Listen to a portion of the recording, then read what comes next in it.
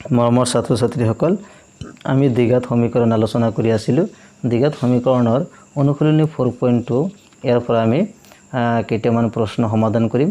question number 1 ত কি সুধিছে চাই লোৱা এই অনুশীলনটো ইম্পৰ্টেন্ট হয় ইয়াৰ পৰা কোৱেশ্চন কিন্তু পৰীক্ষাত আহিবই উৎপাদকীকৰণ পদ্ধতিৰে তলৰ দ্বিঘাত সমীকৰণবোৰৰ মূলবোৰ উলিওৱা ওকে একটা দ্বিঘাত সমীকৰণৰ কেইটা মূল থাকে দুটা মূল থাকে এটা আমি জানো আৰু দ্বিঘাত সমীকৰণৰ মূলবোৰ উলিয়াব লাগে কি পদ্ধতি উৎপাদকীকৰণ পদ্ধতি ওকে সো ইয়াতে মই লিখি লৈছো এই সমীকৰণটো এটা এটা দ্বিঘাত সমীকৰণ হয় ইয়াৰ কি কৰিব লাগে মূল উলিয়াব লাগে তাৰ কাৰণ x স্কয়াৰ হওক কিমান 1 আৰু হওক নথকা যেটো সংখ্যা আছে 10 এই দুটা আমি পূৰণ কৰিব লাগিব 10 ৰ লগত 1 পূৰণ কৰিলে কিমান হয় 10 হয় এইবাৰ 10 ৰ কি কৰিব লাগিব মৌলিক উৎপাদক সো 2 5 গুণ কিমান 10 এতিয়া 2 আৰু 5 পূৰণ কৰিলে 10 হয় আৰু এই 2 আৰু 5 যোগ বিয়োগ কৰিলে কি হ'ব 3 হয় কাৰণ 5 ৰ পৰা 2 বাদ দিলে কিমান হয় 3 হয় ইয়াক মধ্যম পদ বিভাজন উপপাদ্য বুলি কোৱা হয় তাৰ মানে মাজৰ যেটো পদ আছে সেই পদটো আমি দুটা পদলৈ বিভক্ত কৰিব লাগিব ইয়াতে টোটাল কেইটা পদ আছে এটা দুটা তিনিটা আমি টোটাল 4টা পদলৈ লৈ যাম তিনিটা আছে এই মাজৰ যেটো পদটো আছে এটা দুটা পদলৈ বিভক্ত কৰিব লাগিব ওকে সো প্ৰথমে কি আছে x স্কয়াৰ মাইনাস এতে 5x লব পাৰো 5x + 2x কাৰণ 5 ৰ পৰা 2 বাদ দিলে কিমান হয় 3 এতে মাইনাস সো 5 সংখ্যাটো 2 তকৈ ডাঙৰ সেইকাৰণে মাইনাস হৈছে ওকে সো -10 = কিমান হল 0 এতে এই দুটা পৰা কমন লব লাগিব এই দুটাৰ পৰা আমি কি কমন লব লাগিব ইয়াতে x কমন লম সো x কমন ললে বাকি থাকিল x আৰু ইয়াতে কি বাকি থাকিল -5 ওকে 5 বাকি থাকিল আকৌ 2 ইয়াতে কমন লম তেনেহলে কি থাকিব x - 5 এটা আকৌ পূৰণ কৰি চাই লবা 2 ৰ লগত x পূৰণ কৰিলে 2 আৰু 2 ৰ লগত 5 পূৰণ কৰিলে 10 এটা মিলিব লাগিব যদি নিমিলে তেনেহলে কমন লোৱাটো ভুল হৈছে আৰু এটা কথা ইয়াতে মনত ৰাখিবা ইয়াতে যেটো ব্ৰেকেটৰ ভিতৰত থাকিব x - 5 ইয়াতে সেম থাকিব লাগিব যদি সেম নহয় কিবা খেলিমিলি লাগি থাকে তেনেহলে কৰবাত কমন লোৱাটো ভুল হৈছে হেটো মনত ৰাখিবা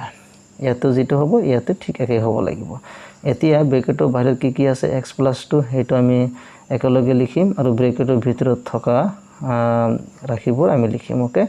এতে ব্ৰেকেটৰ ভিতৰত যিমান কেইটা পদ থাকিব আমি এবাৰে লিখিম দুটা থাকিলে তিনটা থাকিলে চাৰিটা থাকিলে যি কেইটা থাকে আমি এবাৰে লিখিব লাগিব কাৰণ কমন ওকে কমন থকাটো এবাৰে লিখিব লাগে therefore হয় x + 2 = 0 নাইবা বা অথবা বা লিখিব পাৰো x - 5 = 0 তাৰ মানে ইয়াক আমি 0 ৰ লগত কি কৰিব লাগিব কম্পেয়াৰ কৰিব লাগিব এতিয়া এটো সমাধান কৰিম সো x =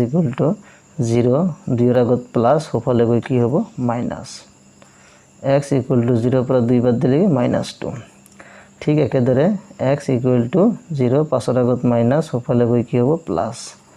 সো x = 0 + 5 মানে 5 হৈ গল গতিকে যেহেতু মূল নিৰ্ণয় কৰিব কৈছে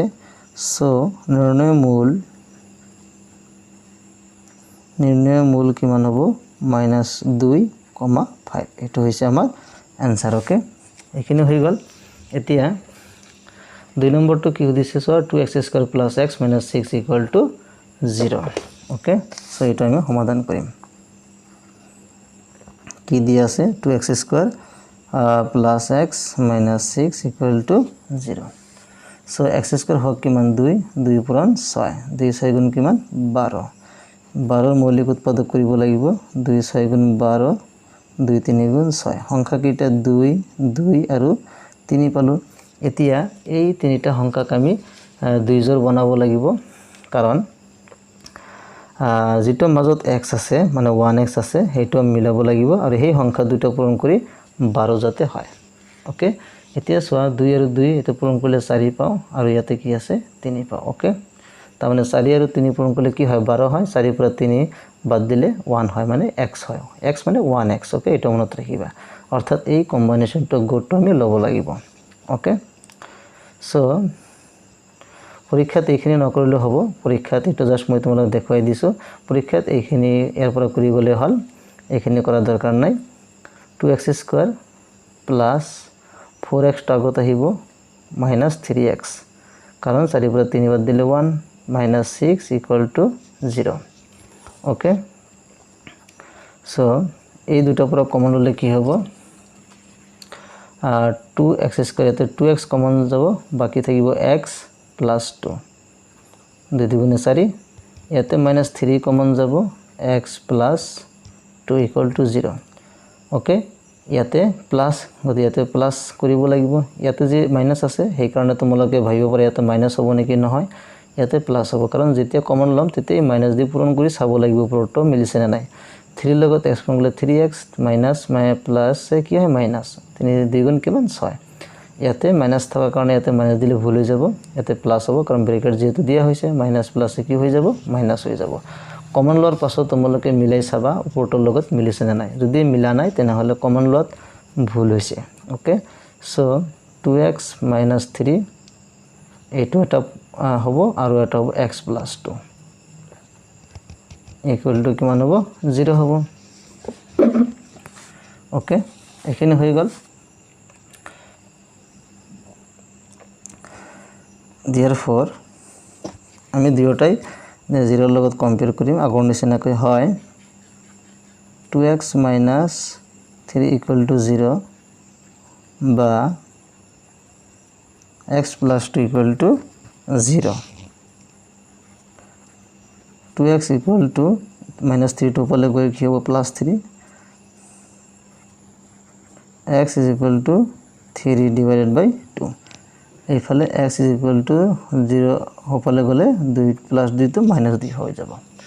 therefore আমি x এর মান পাই গলো একেবারে সহজ হয় therefore নির্ণয় মূল